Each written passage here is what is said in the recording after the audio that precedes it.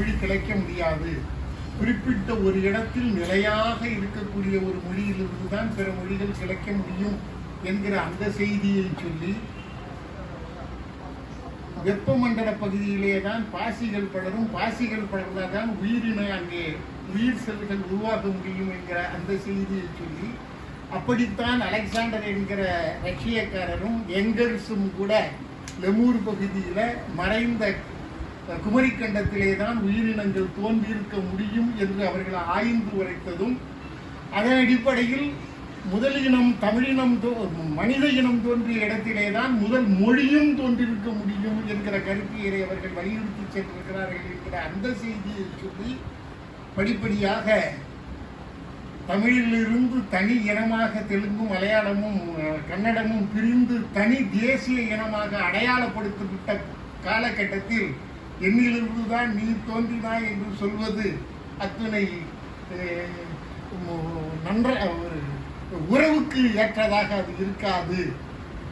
நாமெல்லாம் ஒரு மூலத்திலிருந்து தோன்றியிருந்தாலும் நீ ஒரு தேசிய இனம், நான் ஒரு தேசிய இனம், ஆனால் நமக்கு இருவருக்கு ஒரு உறவு இருக்கிறது என்று அவர்கள் புரிய வைத்து பொது எதிரியை எதிர்க்க வேண்டிய காலகட்டத்தில் நாம் இருக்கிறோம் என்கிற அந்த செய்தி வரை மிக மிக சிறப்பாக பல விஷயங்களை ஐயா அவர்கள் தெளிவுபடுத்தியிருக்கிறார்கள்.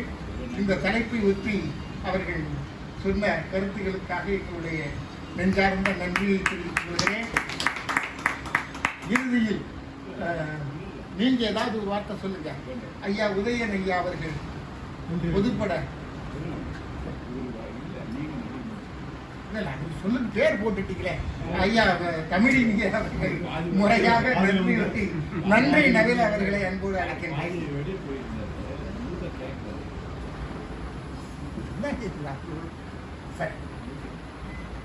அந்த அடிப்படையில் மரியாதைக்குரிய தோழர் வாலாசா வல்லபன் அவர்கள் அதைத்தான் குறிப்பிட்டார்கள். அதாவது நமக்குள்ளே பேதத்தை வளர்த்துக் கொள்வது சரியல்ல, பொது எதிரியை இனம் கண்டு அவர்களை நாம் சேர்ந்து எதிர்க்க வேண்டிய கடமைத்தான் முதற்பாளது என்பதை ஐயா அவர்கள் சொல்லி அமர்ந்தார்கள். அதே கருத்தைத்தான் அப்படியே ஒரு வரி கூட மாறாமல் அதே சிந்தனை ஓட்டத்தோடு பொது எதிரியை இடங்காணுங்கிறதுதான் முக்கியமே தவிர நான் தாயா நீ சேயா என்பதை பற்றி வாதம் வைக்கக்கூடிய நிலையில் நாம் இல்லை என்கிற கருத்தையும் ஐயா பொழிலன் அவர்கள் மிக அருமையாக விளக்கி சென்றார்கள். இந்த இருவரும் தமிழ் அறிஞர்கள், தமிழ் உணர்வாளர்கள், ஊனிலும் உணர்விலும் இரண்டர கலந்து அதை எத்துணை அளவுக்கு எழுச்சியோடு எடுத்து தர முடியுமோ அத்துணை அளவாக அவர்கள் எடுத்து வழங்கியிருக்கிறார்கள். அந்த இரண்டு பெருமக்களுக்கும் தமிழ் சிந்தனையாளர் பேரவை தம்முடைய நெஞ்சார்ந்த நன்றியை தெரிவித்துக் கொள்கிறது.